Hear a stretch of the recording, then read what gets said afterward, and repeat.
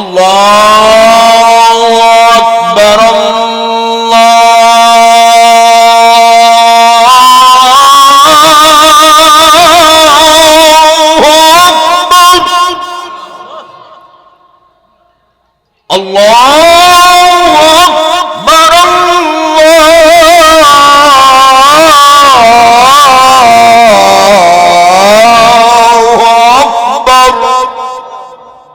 আল্লাহ সবচেয়ে বড়। সবাই জোরে আওয়াজ দিয়ে বলেন আল্লাহু আকবার। যে মাত্র মসজিদের মিনারায় মুয়াজ্জিন আল্লাহু আকবারের প্রতিধ্বনি দেয়, শয়তানে কয় আমি আর টিকতে পারবো না রে, ওই এরিয়াতে আমি আর থাকতে পারবো না, আমি এখান থেকে পলাইবো, নইলে আমার গা আগুনে জ্বলে যাবে। দৌড়ে দৌড়ে পলায়। শয়তান যখন ছোট বাচ্চাদের কুসা দিয়া কষ্ট দেয়, তখন ওই নবীর শিক্ষা, তুমি সন্তানটা ছেলে হোক মেয়ে হোক, তার ডান কানে আযান দাও, তার বাম কানে ইকামত দাও, তার জীবনের শেষ প্রান্তে গিয়ে তার নামাজ হবে, যেই নামাজে আর আযানও দিতে হবে না, যেই নামাজে আর ইকামতও দিতে হবে না। 5 ওয়াক্ত নামাজের জামাতের জন্য আযান দিতে হয়, ইকামতও দিতে হয়, কিন্তু জানাজার নামাজে আপনাদের লাখাই উপজেলায় কোনদিন আযান দেওয়া হয়নি, কিয়ামত পর্যন্ত হবে না। জানাজার নামাজে ইকামতও কোনদিন দেওয়া হয়নি, কিয়ামত পর্যন্ত দেওয়া হবে না। তার কারণ হলো মুসলমান সন্তানের কানে আপনি জন্মের পরেই আযান আর ইকামত দিয়ে দিয়েছে।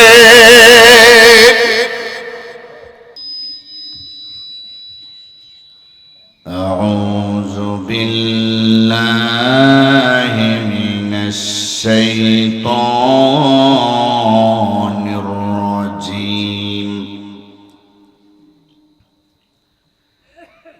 বিসমিল্লাহির রাহমানির রাহিম।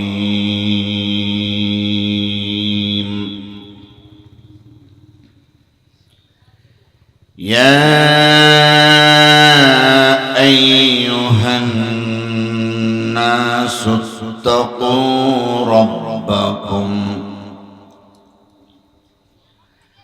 ইন্না জালজালাতাস সাআতি শাইউন আযীম। يوم ترونها تذهل كل مرضعة عما أرضعت وتضع كل ذات حمل حملها وترى الناس سكارى وما هم بسكارى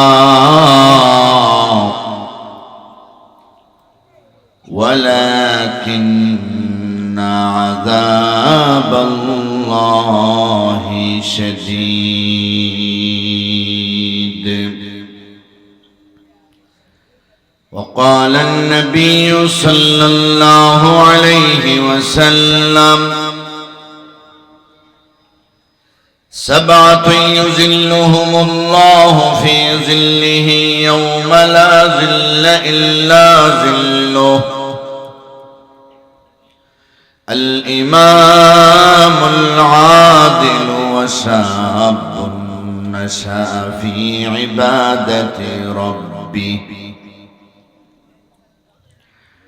ورجل قلبه معلق في المساجد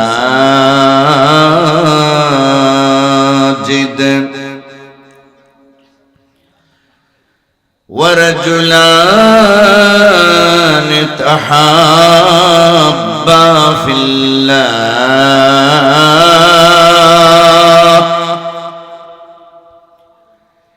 اجتمعا عليه وتفرقا عليه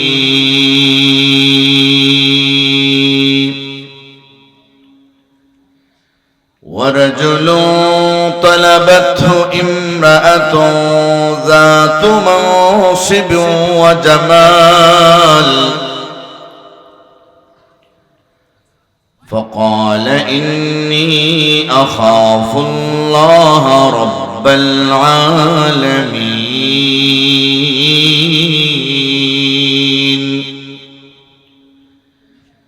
ورجل تصدق بصدقة فأخفاها حتى لا تعلم شماله ما تنفق يمينه ورجل ذكر الله خاليا ففاضت عيناه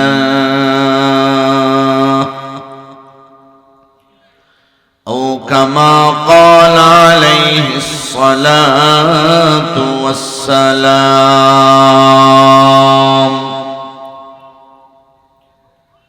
صلى الله على سيدنا ومولانا محمد وعلى آله وأصحابه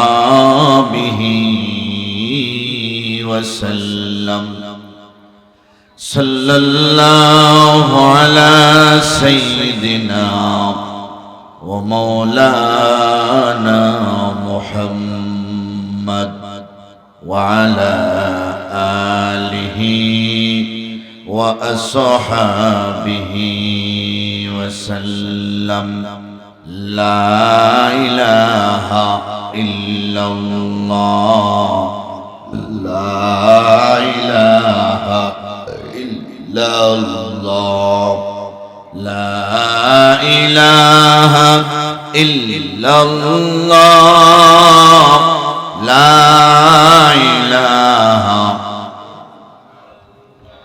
مسلم فکر عقبا کر پچھلے شعبے میں اٹھا کر پیش مولا سجدہ کر بول اٹھا کر زور سے کہو لا الہ الا اللہ لا الہ الا اللہ لا الہ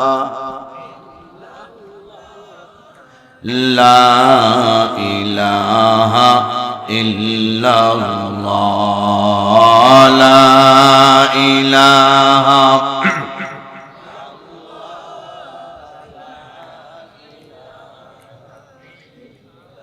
لا إله إلا الله محمد رسول الله صلى الله عليه وسلم بارك الله لنا ولكم في القرآن العظيم ونفعنا وإياكم بالآيات والذكر الحكيم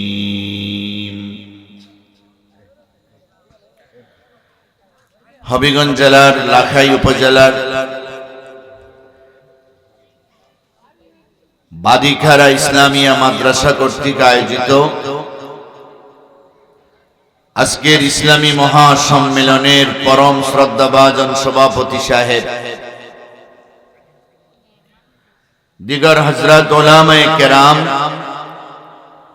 মুরব্বিয়ানে আজম, যুবক ভাইয়েরা, বাড়ি ঘরে অবস্থানরত পর্দার আড়ালের সম্মানিতা শ্রদ্ধেয় মা বোনেরা, মহান আল্লাহ রাব্বুল আলামিনের দরবারে লক্ষ কোটি শুকর আদায় করছি, যিনি আমাদেরকে অত্যন্ত দয়া এবং অনুগ্রহ করে আজকের মাহফিলে শরীক হওয়ার তৌফিক দান করেছেন। এজন্য আমরা সবাই সেই মহান আল্লাহ পাকের শাহী দরবারে হৃদয়ের গভীর থেকে শ্রদ্ধার সাথে শুকর আদায় করি এবং বলি আলহামদুলিল্লাহ। আমি আপনাদের সামনে পবিত্র কোরআন শরীফের সূরাতুল হজের প্রথম দিকের কয়েকটি আয়াতে কারিমা তেলাওয়াত করেছি। রাহমাতুল লিল আলামিনের অসংখ্য অগণিত হাদিসের ভান্ডার থেকে সহিহুল বুখারীতে অবস্থিত একখানা হাদিস পাঠ করেছি। তৌফিক ইলাহি শামিল হাল হলে আপনাদের সামনে কিছু আলোচনা করব। আল্লাহ যেন আমাদের সকলকে কথাগুলি শোনার, বোঝার, তদানুযায়ী আমল করার তৌফিক দান করেন। সকলে বলুন আমিন।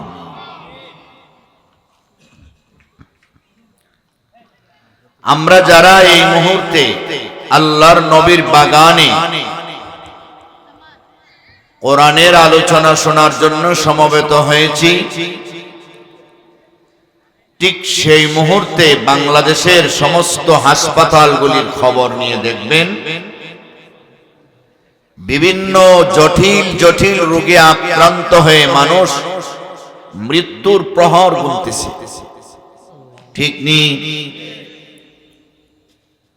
কারো নাকে অক্সিজেন লাগানো, কেউ অপারেশন থিয়েটারের ভিতরে আছে, কেউ ক্যান্সারে আক্রান্ত, কেউ আলসারে আক্রান্ত, কেউ ডায়াবেটিস হাই অথবা লো, কেউ হাই প্রেসার, কেউ লো প্রেসার।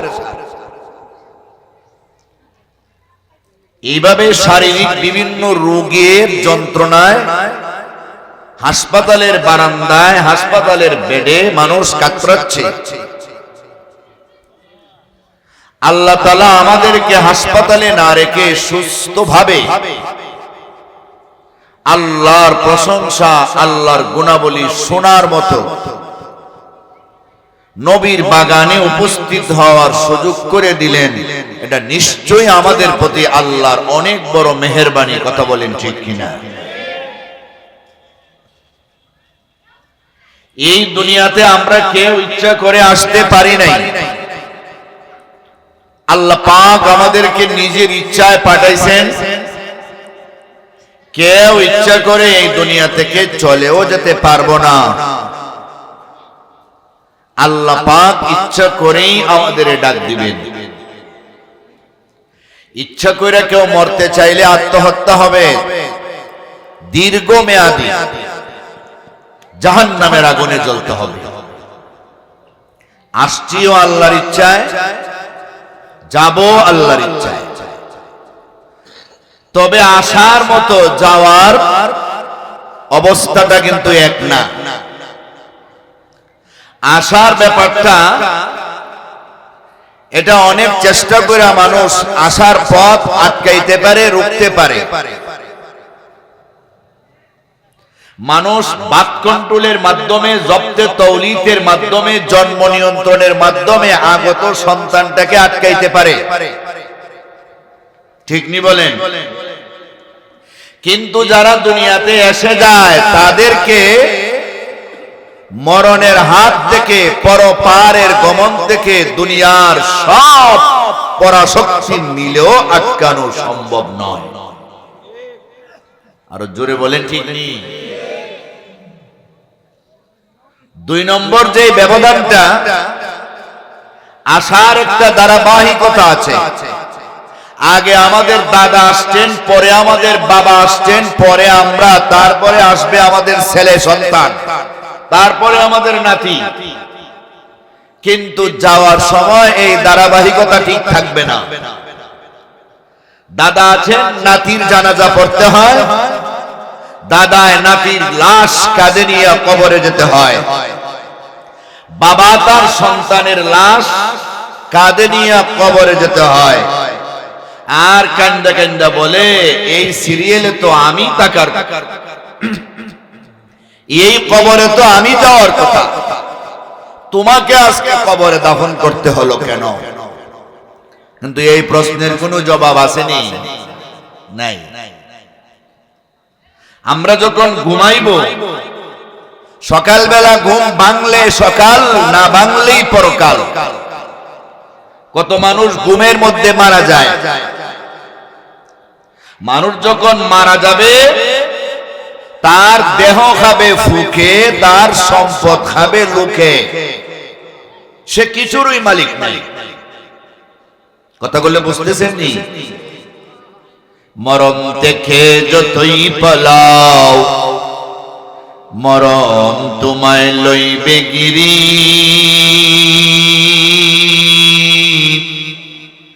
যদিও সুদূর আকাশ পানে পলাও, সে তাই লাগিয়ে সিঁড়ি।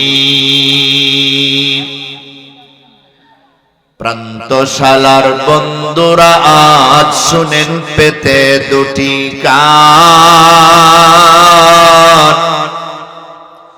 যাওয়ার বেলায় বলবো আমি কি দুঃখে মোর কান্দে প্রাণ। প্রান্তশালার আপন যারা চলে গেছে কেহ নাই,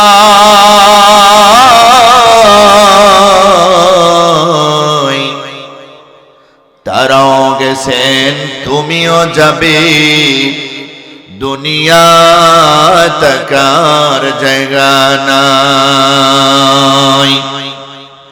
ভবের ঘাটে নৌকা বাঁধা, চলবে তাহা একটু পর।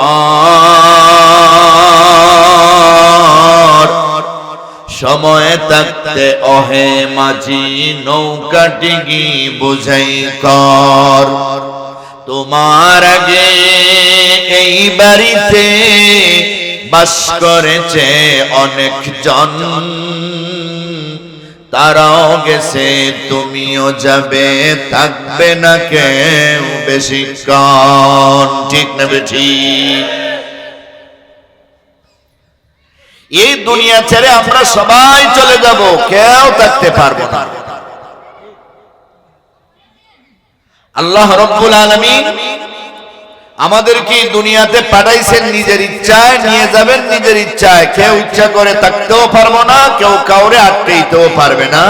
এটি 100% সত্য। তাহলে আমরা কি করব? আমাদের পিছনে শয়তান আছে, আমাদের পিছনে আল্লাহওয়ালাও আছে, আমাদের পিছনে জান্নাতে নেওয়ার মতো ফেরেশতাও আছে, জাহান্নামে নেওয়ার মতো শয়তানও আছে। দুইটাই কিন্তু আছে। ঠিক নি বলেন?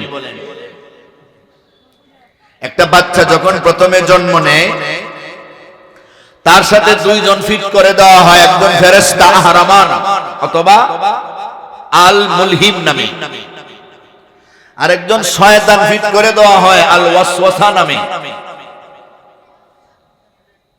এই দুইজনের দুই কাজ। একজনে জাহান্নামের পথ আটকাইয়া জান্নাতের পথ দেখাইয়া দিবে,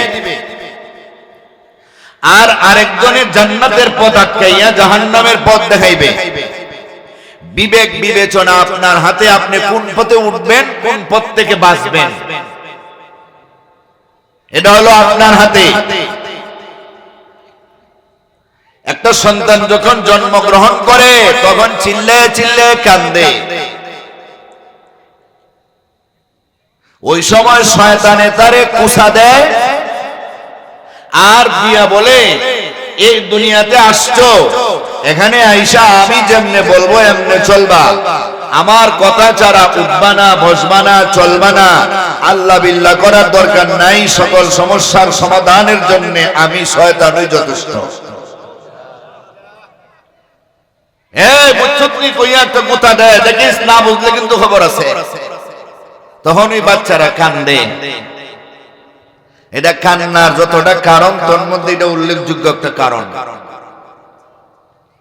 এই জন্যই সন্তান জন্ম নেওয়ার সময় তার ডান কানে আজান দিতে হয়, বাম কানে ইকামত দিতে হয়। সুবহানাল্লাহ বলেন।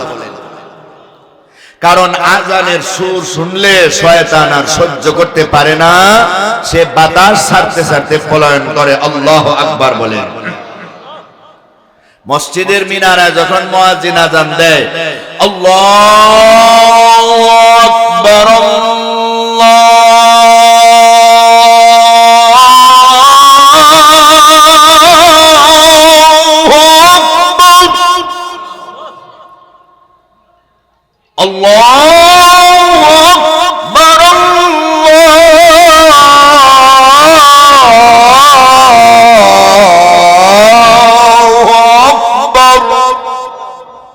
আল্লাহ সবচেয়ে বড়।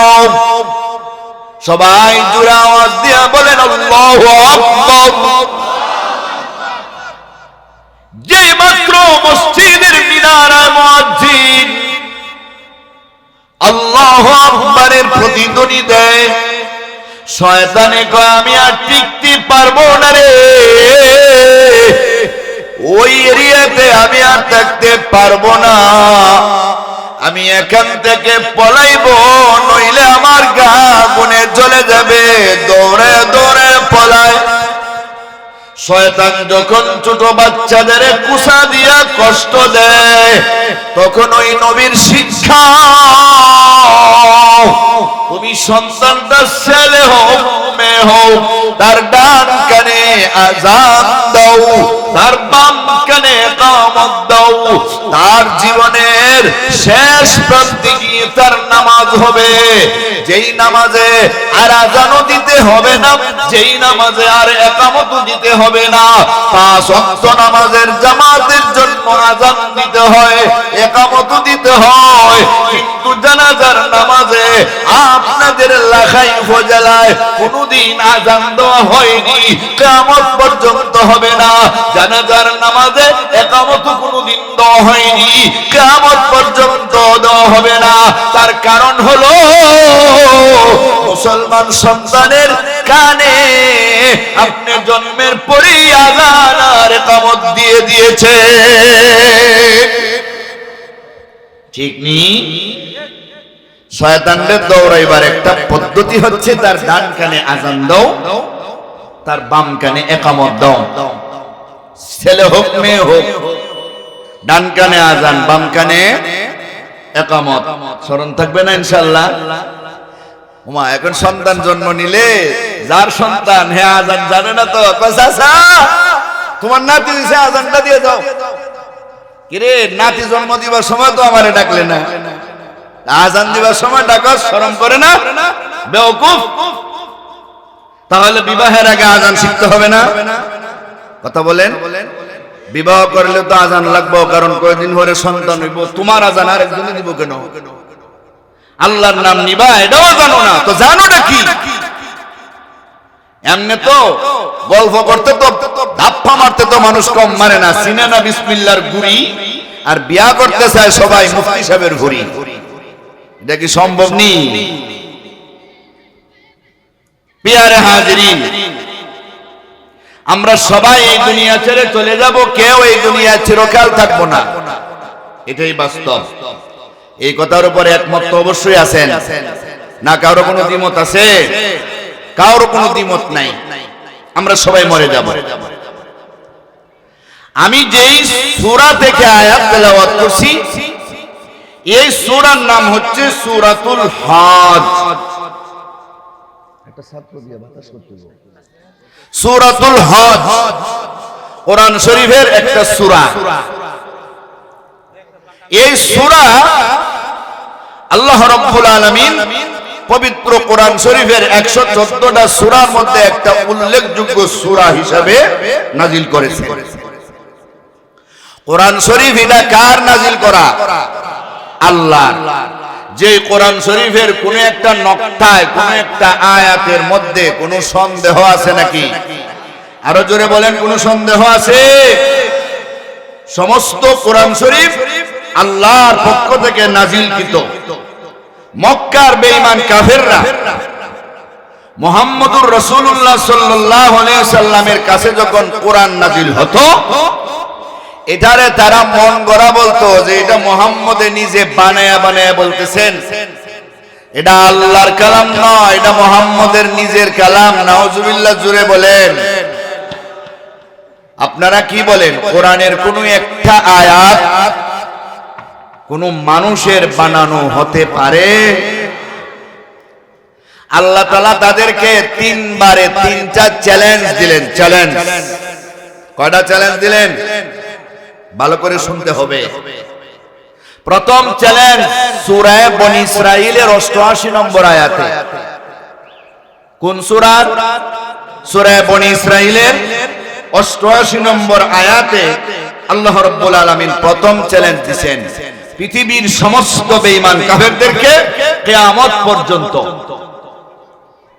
قل لئن استمعت الإنس والجن على أن يأتوا بمثل هذا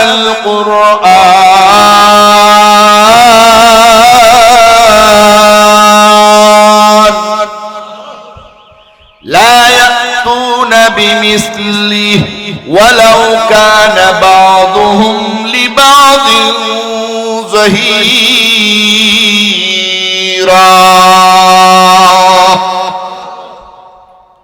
নবী, যে বেঈমান কাফেররা আপনারে বলে আপনি কোরআন বানিয়ে বানিয়ে বলেন, কোরআনকে আমি আল্লাহর কোরআন মনে করে না, তারা আপনার রচিত কোরআন মনে করে।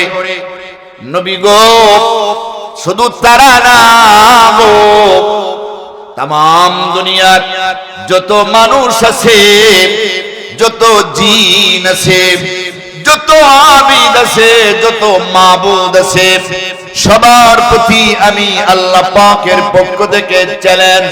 নবী গো, জানা দেন, আমি সাধারণ মক্কার একটা সন্তান আব্দুল্লাহর ছেলে মুহাম্মদে যদি কোরআন বানাইতে পারি, তাহলে তোমরা যারা আরবের বড় বড় শিক্ষিত, বড় বড় সাহিত্যিক, বড় বড় পণ্ডিত, তোমরা তো আরো বড় বড় কোরআন বানাইবার কথা। শুধু তোমরা না রে, তোমরা সহ সারা দুনিয়ার সকল জিন ইনসান মিলিয়া আল্লাহর কোরআনের মতো একটা কোরআন পারলে বানায়া দেখাও।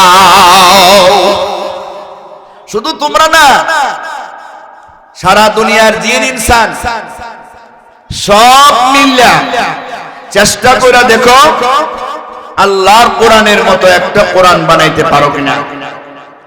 প্রথম চ্যালেঞ্জটা দিয়েছেন অনেক বড় কইরা, সারা কোরআনের মতো একটা কোরআন বানাও।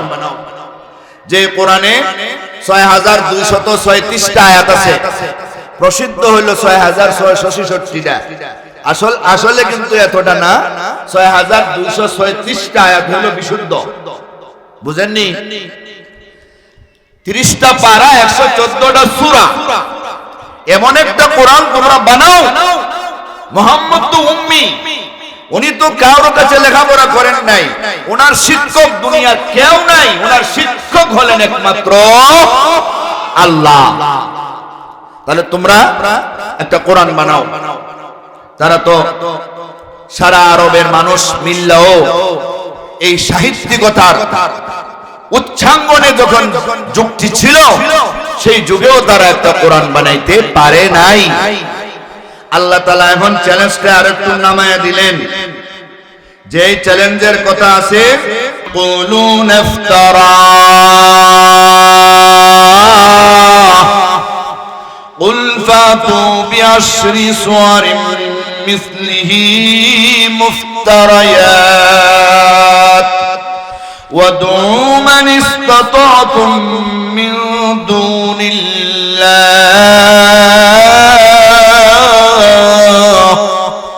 ইন কুনতুম সাদিকিন।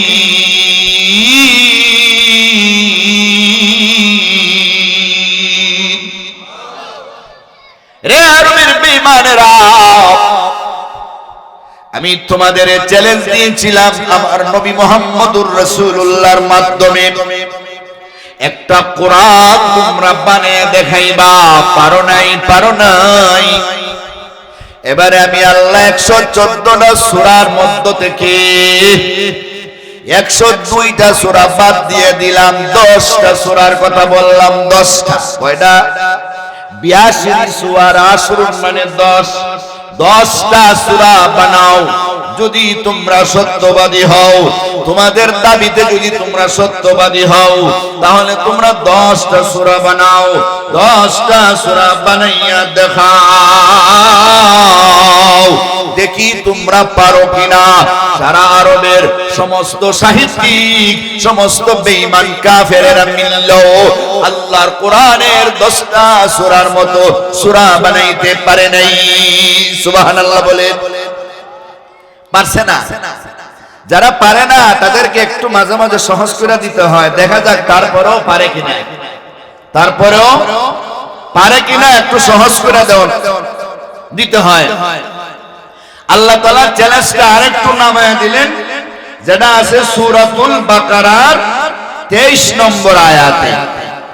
সূরাতুল বাকারার 23 নম্বর আয়াতে, وَإِن كُنتُمْ فِي رَيْبٍ مِّمَّا نَزَّلْنَا عَلَىٰ عَبْدِنَا فَأْتُوا بِسُورَةٍ مِّن مِّثْلِهِ وَادْعُوا شُهَدَاءَكُم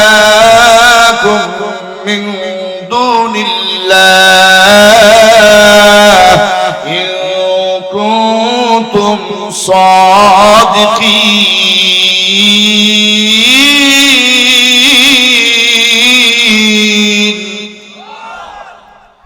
আরবের বেঈমানেরা রে, তোমাদের ব্যাপারে আমি আজকে কোরআনের চ্যালেঞ্জ দিয়েছিলাম, তোমরা পারো নাই। তারপরে আমি আল্লাহ 10টা সূরা চ্যালেঞ্জ দিলাম, তাও পারো নাই। এবারে আমি আল্লাহ একটা সূরা চ্যালেঞ্জ দিলাম, মাত্র একটা সূরা। আমার কোরআনে 114টা সূরার মধ্যে আকবারুস সুওয়ার ফিল কোরআন সূরাতুল বাকারা, সবচেয়ে বড় সূরার নাম সূরাতুল বাকারা। আসগারুস সুওয়ার ফিল কোরআন সূরাতুল কাউসার, সবচেয়ে ছোট সূরার নাম সূরাতুল কাউসার, যার মধ্যে মাত্র 3টা আয়াত। আমি আল্লাহ তোমাদের এবার চ্যালেঞ্জ দিলাম, বড় সূরা বাকারার মতো সূরা বানাতে হবে না, আলে ইমরানের মতো বড় সূরা বানাইতে হবে না, সূরা নিসার মতো বড় সূরা বানাইতে হবে না, সূরা মায়েদার মতো বড় সূরা বানাইতে হবে না। জানো নি কোন সূরার মতো বানাইবা? সবচেয়ে ছোট সূরার নাম সূরাতুল কাউসার। ইন্না আতাইনাকাল কাউসার ফাসাল্লি লিরাব্বিকা ওয়ানহার ইন্না শানিআকা হুয়াল আবতার। আল্লাহু আকবার বলেন। ছোট্ট একটা সূরার নাম সূরাতুল কাউসার। এই ছোট্ট একটা সূরার মতো একটা সূরা বানাও। তোমরা যদি একটা ছোট সূরা বানাইতে পারো, তাহলে আমি বুঝবো এটা কোরআন মুহাম্মদ বানাইছে, এখানে আমার কোনো কৃতিত্ব নাই। আর যদি বানাইতে না পারো, তোমরা মানো আর না মানো, আমার নাজিলকৃত কোরআন এটা মুহাম্মদ বানায় নাই রে, এটা একমাত্র আমি আল্লাহ নাজিল করেছি। কে নাজিল করছে? আল্লাহ। একটা সূরা বানাও। এখন তারা কয় এতক্ষণে আমাদের নাগালের ভিতরে আসছে, আমরা একটু চেষ্টা করা দরকার। এখন তারা চেষ্টা শুরু করছে, একটা সূরা নি বানাইতে পারে। অনেক চেষ্টার পরে একটা আয়াত বানাইছে। কি বানাইছে? একটা আয়াত। সূরা তো পারে না, একটা আয়াত বানাইছে। যে আয়াত বানাইছে, আয়াতের মর্মার্থ কোরআনের পক্ষে আসছে, নবীর পক্ষে আসছে, আল্লাহর পক্ষে আসছে। চিৎকার মেরে বলুন সুবহানাল্লাহ। ইন্না আতাইনা সূরারে ফলো করছে, ইন্না আতাইনাকাল কাউসার ফাসাল্লি লিরাব্বিকা ওয়ানহার ইন্না শানিআকা হুয়াল আবতার লাইসা হাযা মিন কালামিল বাশার। আল্লাহু আকবার। আরবের বেঈমানেরা একটা আয়াত বানাইছে, আয়াতের মর্মার্থ হলো তারা নিজেরাই নিজেদের বোঝায় দেয়, ও বেঈমানরা, ও আরবের কাফেরেরা, মূর্তি পূজারীরা, তোমরা আমরা সবাই মিলে যারা মুহাম্মদকে এরকম অপবাদ দিতেছি, মুহাম্মদে কোরআন বানাইছে বলতেছি, মুহাম্মদের আল্লাহ মুহাম্মদের মাধ্যমে আমাদের চ্যালেঞ্জ দিলেন, একটা কোরআন বানাইবার কথা বললেন, আমরা পারি নাই। 10টা সূরা বানাইবার কথা বললেন, পারি নাই। একটা সূরা বানাইবার কথা বললেন, তাও পারি নাই।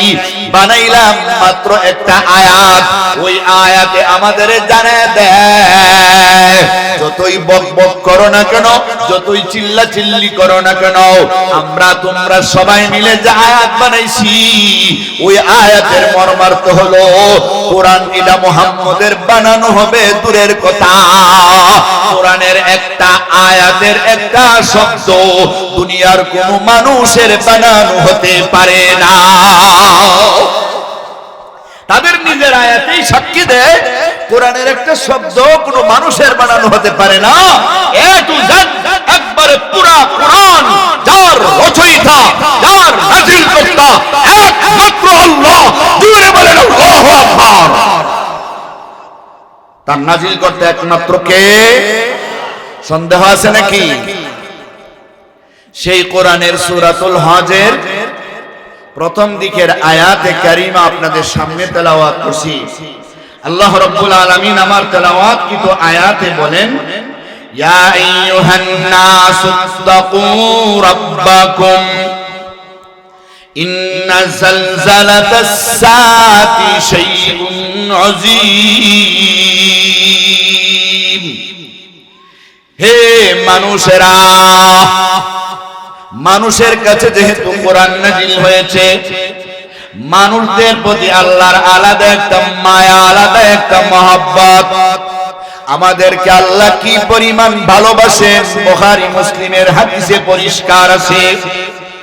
নবীজি বলেন, জাআলাল্লাহুর রাহমাতা মিয়াতা জুজইন فأمسك عنده 99 جزءا وأنزل في الأرض جزءا واحدا فمن ذلك الجزء يتراحم الخلق حتى ترفع الدابة حافرها عن ولدها خشية أن تصيبا আমার আল্লাহ ভালোবাসার দয়ারে 100 ভাগ করেছেন, 99টা ভাগ আল্লাহর কাছে জমা রেখেছেন, মাত্র 1 ভাগ ভালোবাসার রহমত দুনিয়ার জমিনে ছেড়েছেন।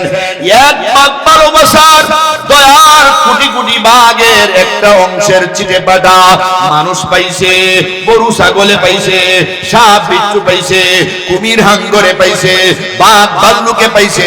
সারা দুনিয়ার প্রায় 85 থেকে 86 লক্ষ প্রাণী আছে, সবাই 1 ভাগ রহমতের চিড়ে পাটা পাইয়া মা তার সন্তানকে কত ভালোবাসে, সন্তান তার মা বাবাকে কত ভালোবাসে। উম্মতেরা রে, তোমরা জানোনি মহান আল্লাহর কাছে 99 ভাগ দয়া আল্লাহ জমা করে রেখেছে কিয়ামতের দিনের জন্য। তোমরা যেদিন গুনার কারণে আটকা পড়ে যাইবা, তোমাদের নামাজে কমতি দেখা দিবে, তোমাদের রোজাতে কমতি দেখা দিবে, তোমাদের দান খয়রাতে কমতি দেখা দিবে, তোমাদের আমলনামায় গুনাহ দেখা দিবে। ওই দিন মহান আল্লাহ তার 99 প্রকার 99 গুণ ভালোবাসার সাগরে জোশ মেরে দিয়া তোমাদের জিন্দেগীর গুনাহ মাফ কইরা তোমাদের জাহান্নাম থেকে মুক্তি দিয়া জান্নাতে পৌঁছে দিবে। আল্লাহ কত বড় দয়ালু। আল্লাহ তাআলা ওই মানুষদের ডাক দিয়া বলেন, ইয়া আইয়ুহান নাস, ও দুনিয়ার মানুষেরা, ইমানদার আর বেঈমান যেই হও, যারাই মানুষ সবাই শোনো ও মানুষেরা, তোমাদের আমি আল্লাহ কত মায়া করে বানাইছি। তোমাদের আদি বাবা আদম রে আমি আল্লাহ নিজের কুদরতি হাত দিয়ে বানাইছি। তোমাদের জাতির মধ্যে আমি আল্লাহ 1,24,000 পয়গম্বরের জন্ম দিয়েছি। আমি আল্লাহ তোমাদের জাতি মানুষের উপরে কিতাব 104টা নাজিল করেছি। মানুষের শ্রেষ্ঠ মানুষ রাহমাতুল লিল আলামিনের উপরে মহাগ্রন্থ আল কোরআন আমি আল্লাহ নাজিল করেছি। মানুষের রে, তোমরা সবাই তোমাদের রব রে ভয় করো, তোমাদের আল্লাহকে ভয় করো। আল্লাহকে ভয় করব কেন? আল্লাহ কি এত খারাপ নাকি যে আল্লাহকে ভয় করব? দুনিয়াতে মানুষ ডাকাত রে ভয় করে, দুনিয়াতে অপরাধী হলে র্যাব রে ভয় করে, পুলিশ রে ভয় করে, সেনাবাহিনী রে ভয় করে, শত্রুরে ভয় করে। আল্লাহ যদি আমাদের এত ভালোবাসেন, আল্লাহরে আমরা ভয় করব কেন? আল্লাহ যেমন দয়ালু এমন কাহার। আল্লাহর একটা নাম গাফফার আছে, আল্লাহর একটা নাম কাহার আছে। আল্লাহর দয়া যারা পাইতে চায়, পাইবার মতো যারা একটু চেষ্টা করে, আল্লাহ তাদেরকেই দয়া করে। কিন্তু যারা গার তেরামি করে, আল্লাহ তাদেরকে শাস্তিও দিবে। ঠিক কিনা বলে? শাস্তি যদি না দেয়, যারা ইবাদত বন্দেগী করছে এদের মনে তো কষ্ট আইব। আমার চোখের সামনে আজান হইলো, আমি নামাজে গেলাম, সে নামাজে গেল না। রমজানে আমি রোজা রাখলাম, সে রাখলো না। আমি হজ করলাম, সেও ধনী ছিল, হজ করলো না। আমি যাকাত দিলাম, সে তো দিল না। অথচ আমিও জান্নাতে, হেও যদি জান্নাতে যায়, আমি এত কষ্ট করলাম কেন? তখন ইমানদার আমলদারের মনে কষ্ট হবে। এই জন্য আল্লাহ ইনসাফ কইরা বেআমলদারে রাগ কইরা জাহান্নামে দিবেন, আর আমলদারের দয়া করে জান্নাতে দিবেন। সুবহানাল্লাহ। আল্লাহ বলেন, তোমরা তোমাদের রবের রাগরে গুসারে ভয় করো। রব এমন একজন সত্তা, যিনি তার বান্দারে ছোট থেকে আস্তে আস্তে আস্তে আস্তে লালন পালন করে বড় করেন। আমরা আমাদের মায়ের পেটে ছিলাম, মায়ের পেট থেকে দুনিয়ার জমিনে আসলাম। আমাদের মুখে দাঁত ছিল না, তখন দুধ খাওয়ার মতো ব্যবস্থা দাঁত ছাড়াও আল্লাহ করে দিলেন। কিছুদিন পরে আর দুধ চলবে না, 2 বছর পরে তো আর দুধ খাওয়ানো জায়েজ নাই। ওয়াল ওয়ালিদাতু ইউরদিনা আওলাদাহুন্না হাওলাইনি কামিলাইনি লিমান আরাদা আন ইউতিম্মার রাদা। সর্বোচ্চ 2 বছর পর্যন্ত দুধ পান করানো যায়। হ্যাঁ, আমাদের হানাফি মাযহাব অনুযায়ী যদি বাচ্চায় দুধ ছাড়া আর কিছু বুঝে না, তাহলে তারা আরো 6 মাস 2.5 বছর পর্যন্ত খাওয়ানো জায়েজ। জায়েজ একটা, আর উত্তম হইল 2 বছর পর্যন্ত। কথা বুঝছেন নি? এরপরে তো সে আর দুধ পান করবে না, বাহিরের খাবার খাবে, তখন তার দাঁতের প্রয়োজন। 2 বছর আগেই দেখবেন বাচ্চাদের দাঁত ওটা শুরু করে সে চাবাইয়া সব খাইতে পারে। সুবহানাল্লাহ। এটার ব্যবস্থা কে করে দিলেন? আরো জোরে বলেন, কে করে দিলেন? সে আল্লাহ এখনো আসেননি না নাই? আল্লাহু আকবার। এমন একজন সত্তা যিনি আমাদের রিজিকের জিম্মাদার। মুসা আলাইহিস সালাতু ওয়াস সালাম তুর পাহাড়ে আগুনের জন্য গেলেন। মুসা আলাইহিস সালাম তুর পাহাড়ে কিসের জন্য গেলেন? আগুনের জন্য গেলেন। যে মুসা আলাইহিস সালাম আল্লাহ তাআলারে দেখতে চাইছিলেন, কথা বলেন ঠিক কিনা? যে মুসা আলাইহিস সালাম আল্লাহ তাআলারে দেখতে চাইছিলেন, কিন্তু আল্লাহরে দেখা সম্ভব হয় নাই। আল্লাহরে দেখা কি সম্ভব? ওয়ালাম্মা জা মূসা লিমিকাতিনা ওয়া কাল্লামাহু রাব্বুহু ক্বালা রাব্বি আরিনি আনজুর ইলাইক ক্বালা লান তারানি ওয়ালাকিন انظر إلى الجبل فإن استقر مكانه فسوف تراني فلما تجلى ربه للجبل جعله دكا وخر موسى صعقا فلما أفاق قال سبحانك تبت إليك وأنا أول المؤمنين।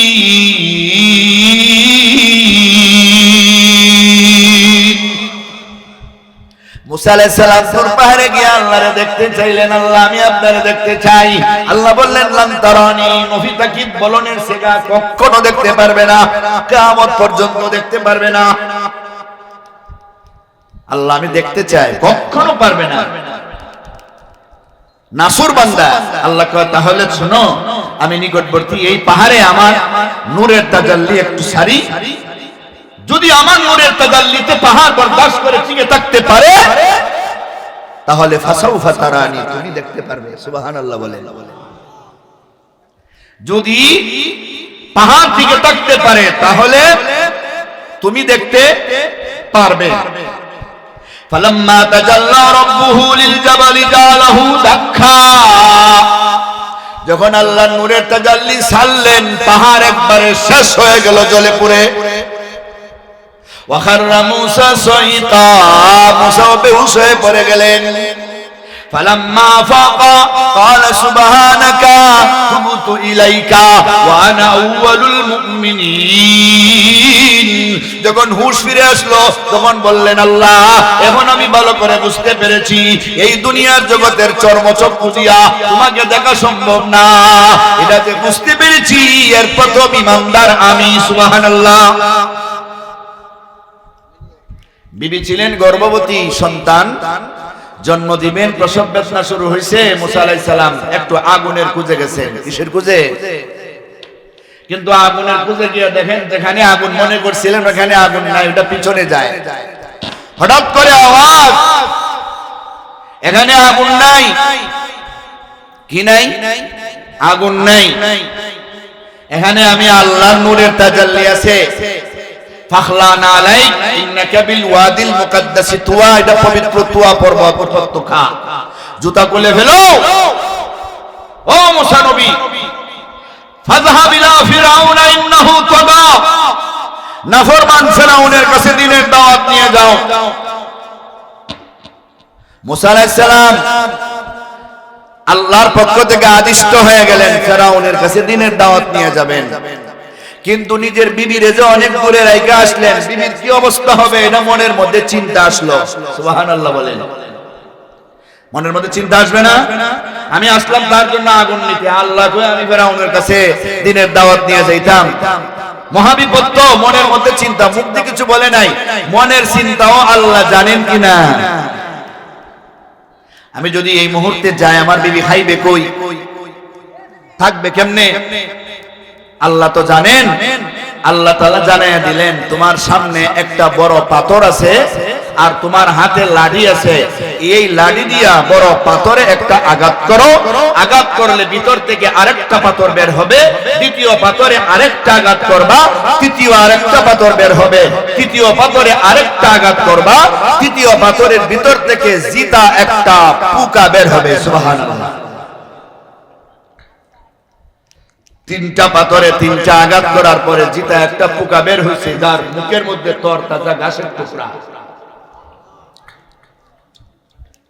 ঘটনাটা আছে সূরা হুদের এক আয়াত, ওই আয়াতের তাফসীরে ওয়ামা মিন দাব্বাতিন ফিল আরদি ইল্লা আলাল্লাহি রিজকুহা ওয়া ইয়ালামু মুস্তাকাররাহা ওয়া মুস্তাওদাহা কুল্লুম ফি কিতাবিন মুবিন।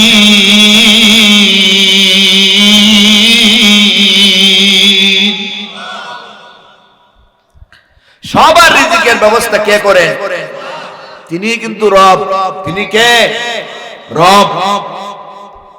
ও মুসা নবী, ওই তিনটা শক্ত পাথরের ভিতরে পোকার মুখে যে আমি আল্লাহ খাবার পৌঁছে দিতে পারি, তোমার বিবির এই নির্জন পাহাড়ে খাওয়াইবার মতো ক্ষমতাও আমি আল্লাহর আছে।